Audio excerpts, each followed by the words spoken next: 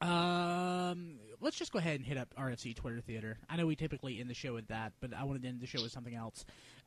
Twitter Theater for this week, what was it? It was Autobots Strike Oil, the audiobook. Yes. Yes. Isn't that great? I remember when I first came across these in the 1990s. I think I have one of the books actually. I just didn't realize how, I don't know, I guess stilted. The whole this whole thing, it makes me think. There are people who are primarily fans of the original Generation 1 cartoon. And I'm pulling from a well going back 10 years ago when you really had G1 and that was it. Then you had people who were a fan of the comic because that's primarily what they were exposed to. Are there any sick individuals out there whose primary exposure were these awful audiobooks? And I can't imagine. If they are, what must they think of the rest of the fiction? Man, comics are bad. Audiobooks rule. Yeah, audiobooks are awesome, especially when it's like Megatron is Mumra. So, did you guys actually? Who here actually made it all the way through it? I did. I watched it all. What did you think? I think that... Shoot, what was his name? Recoil sounded like a Tholian. Yeah, so you said you thought it was a Star Trek alien, so you thought it was a Tholian from the Tholian web. Or not... Actually, did the Tholians pop up in the Tholian web? Yes. I mean, I know we saw the ship, but I didn't... No, they were on the view screen. Okay. Sorry. The psychedelic colors and everything. Yes. They look kind of like a big crystal monster or something. That's the ones. Okay. The RFC Twitter Theater, Autobot Strike Oil. What I've always loved about these, it's just one of those... It's almost like the Blackthorn G1 comics. It's sort of like this really weird, strange universe that sits out there that nobody ever visits, no one ever cares about. But once you actually find it, it's almost limitless entertainment that you can sort of gather from this small amount of media. One thing I thought was interesting in the book was that they either treated Scourge as a vehicle with wheels that could drive, or just as a hovercraft that sits low to the ground. Because they said the Decepticons didn't have any flyers in the area, but Scourge was still there. Yeah. Toward the end. You remember that?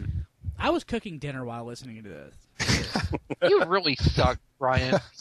I am a sucky Transformers fan.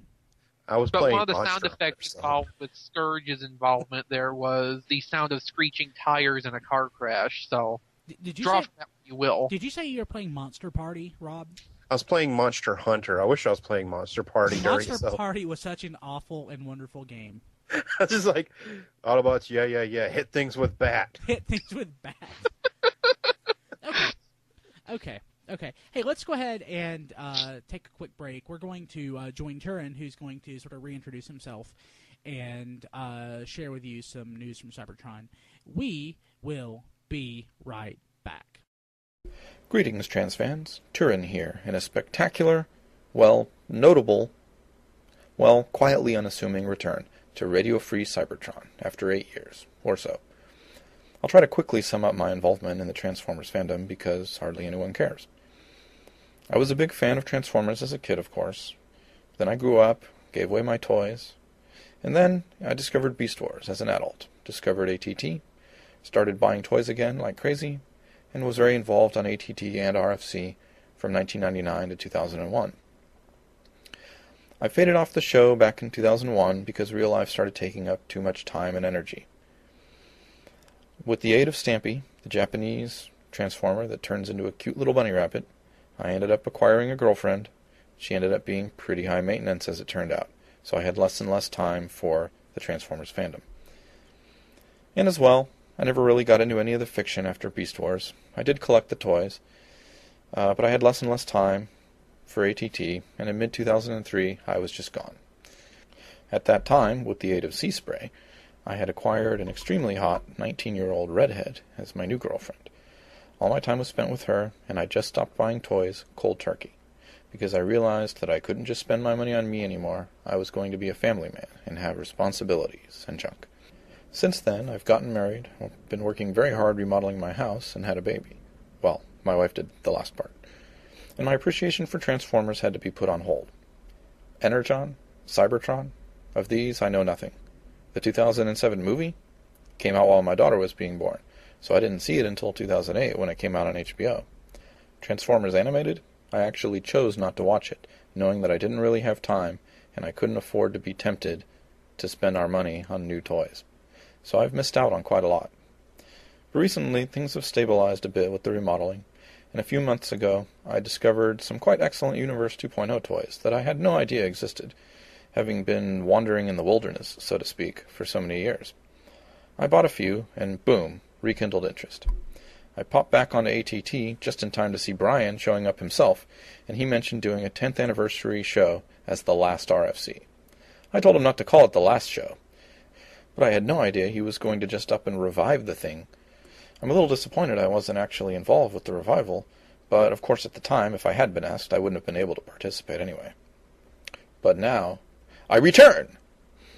I'm excited that Part 4 is finally being released. I'm very excited to start writing Part 5 soon.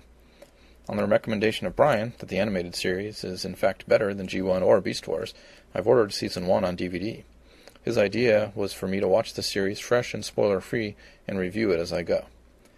I'd also like to announce the thrilling, long-awaited, completely forgotten, even by me, return of News from Cybertron. And you know something?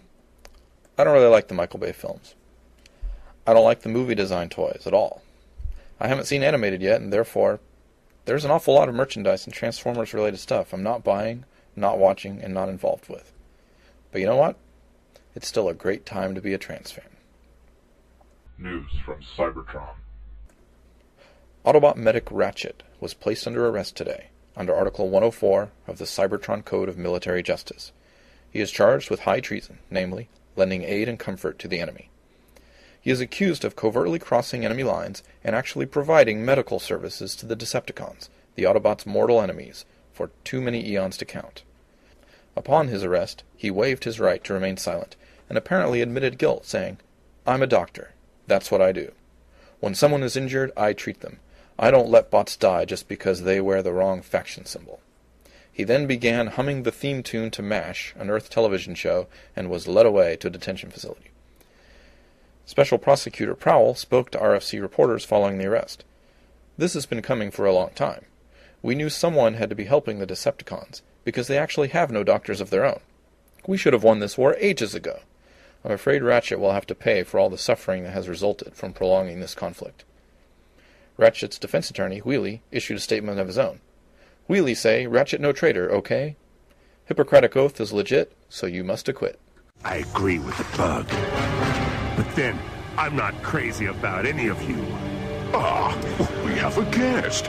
A sterling opportunity to, test your mettle, Dinobot. And to think I was wondering who to shoot first.